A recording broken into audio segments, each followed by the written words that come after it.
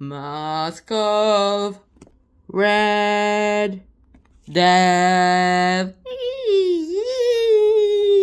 by Edgar Allan Poe. Let's get to start with. Now, The Masque of Red Death by Edgar Allan Poe is one of notably his best works, although it is not one of his favorite works. Back then, during Edgar Allan Poe's time, he would probably have been worth almost nothing.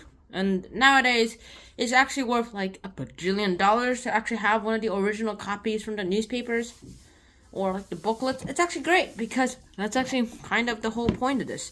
Edgar Allan Poe never really had any problems with his writing. It's just that the tastes of American literature back then were pretty different from nowadays. Back then, in fact, Edgar Allan Poe's best-selling book was a book about shellfish.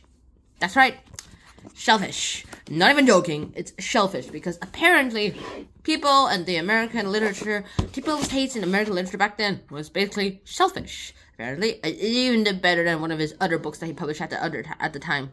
I'm actually surprised that book actually did work out really well. Also, he didn't gain a lot of money from that, though. And he kept writing prizes and prizes, and then he won $100. $100 in Edgar Allan Poe's time is like a lot of money in nowadays terms.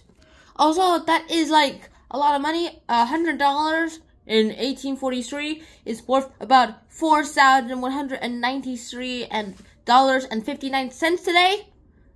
Wow, it's like, wow, that's a lot of inflation that happened in like 100 years. I mean, back then, it was like 41.94 times. Like, today's price is 41.94 times as high than, like, the time in 1843. And no, I'm not joking. It is that much money.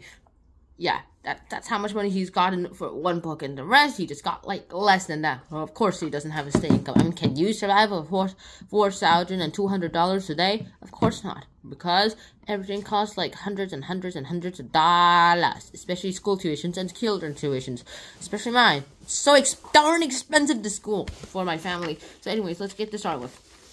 So the basically summary about this is that there's this Masque of Red Death. There's this like this plague that's around a kingdom, and it basically makes you sweat blood, and then within the first 30 minutes of getting infected, you start sweating blood, and then you start, like, having illness and nausea and everything, all the great sickness and illness, traumas, and then you drop dead, and boom, you're dead. In, like, 2 to 3 hours. And so the prince, of course, the prince of the domain, literally has nothing to do with this, so he just decides to go away, and then, you know what, I think I'm just gonna go away, and gets a bunch of, like, 1,000 of his buddies and damsels and go inside in one of his gay abbeys, and just decide to outlive this infection. And then one day, and like 5 or 6 months after they hoard up inside the abbey, the prince decides to have a little masque. Like a grand ball, because like nothing ever bad happens at balls. And of course later, he decides to do this. He does everything he can and realizes this. Hey, you know what? Here we go. He just goes ahead, does everything, the play. And then, like, there are like these 7 rooms, each with their own specific color. Like, the first room is the color blue. Everything's blue in there. The second one is purple. The third was green. The fourth was orange. The fifth was white. And the sixth was violet. Weird. They have purple and violet. Wonder why they didn't.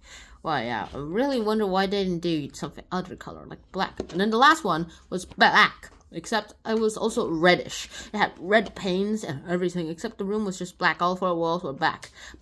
And then, like, the last one, a sense of a little colors here, too. Like, a sense of a seam in the colors here actually start happening, too.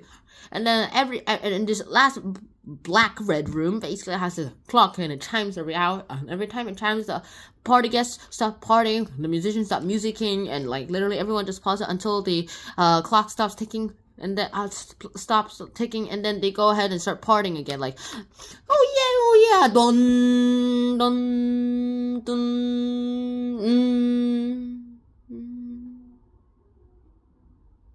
oh yeah, yeah, like that. And then, as soon as this, like, little dun, like, the clock chiming thing happened, a few of the guests actually start noticing there's this party crasher here, and he has a really creepy costume. He has a red cloak, a red mask, a red hoodie, and he even has a mask that looks suspiciously like a skull. And then, of course, this prince decides, hey, it's like it's more concerned about the creepy costume than the party crashing. It's like, how dare you come in here? I say reveal yourself, take off that mask! And he's like, it doesn't say anything, and starts walking through the 7 rooms, and all the way to, you guessed it, the red room. And then, of course, the prince is kind of annoyed by this, and also has his reputation to hold, and says, you know what? I have an idea. I'm gonna let you do something else right now. And he goes ahead and charges and tries to stab him, saying, you don't belong here. And then, just before he gets stabbed, the red deaf guy does this, looks at it, says this. And then the prince freezes, the dagger drops, everyone hears his scream, and he dies instantly. And all the party guests are shocked and horrified. And because of revenge, they're like, get him! And they got him. And they rip the costume apart, and ta-da! There's nothing inside. And then they all die eventually. Like 5 hours? 4 hours? The end. That was kind of creepy. I guess the theme here is that death is inevitable. Everyone can die. And also, it's kind of apparent that this guy, Edgar Allan Poe, was also considering death. And also thinking that because, like, literally 5 of his family members and friends and wives basically died. Yeah. Because of death, like tuberculosis. And so, of course, that all happens. And then with all that, it just works out really well. And of course, there's also cast a little theme in greed. And I guess he also wants to write about his own life. And just let people kind of enjoy it. And to see that plague is something great. And the eyes of death. But you can't prevent it. The end. So that's basically it. I hope to see you guys soon. Until next time, sign out. Peace. Bye-bye.